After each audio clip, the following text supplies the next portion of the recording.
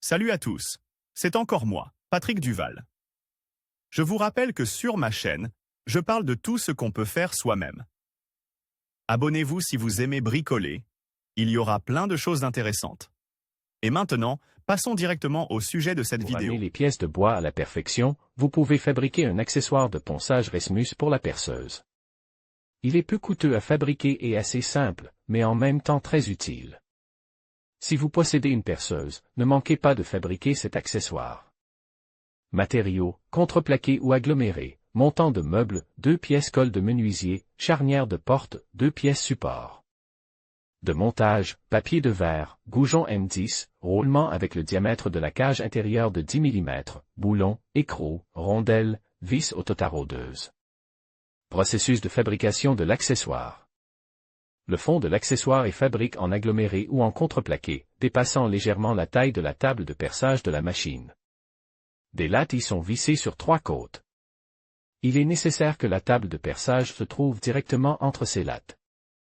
Une paire de lattes doit dépasser le fond de 6 à 10 cm par leur bord. Percez des disques du même matériau à l'aide d'une mèche et collez les ensemble pour former un tambour de ponçage. Pour ce faire, ils sont fixes à l'aide d'un goujon. Sur le fond préalablement réalisé au revers du périmètre, les parois de la latte sont vissées sur le périmètre. Ensuite, un couvercle avec une paroi latérale est fabriqué en dessous.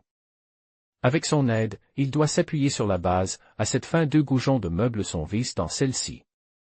Ensuite, vous pouvez vous occuper du support réglable pour régler la profondeur de ponçage. Il s'agit d'un panneau d'aggloméré, qui est vissé au support en forme de L fabriqué dans le même matériau à l'aide de charnières pour meubles. Le support est vissé sur la latte qui dépasse de la base. Une cornière de fixation doit être installée sur l'étai lui-même. Une rainure en arc de cercle est fraisée dans le couvercle de la base, qui peut être utilisée pour fixer la position du support en serrant l'équerre de montage. Elle est percée au centre pour le tambour.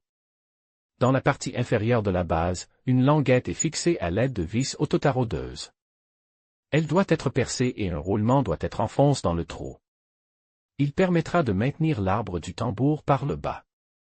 Sur le côté, la base est mise en évidence et un embout de tuyau d'égout est collé dans ce trou. Il est nécessaire de raccorder un aspirateur à l'accessoire, ce qui permet de collecter la sciure de bois pendant le travail. Pour ajuster la position du support, il faut fabriquer une glissière qui coulisse dans la rainure en forme d'arc.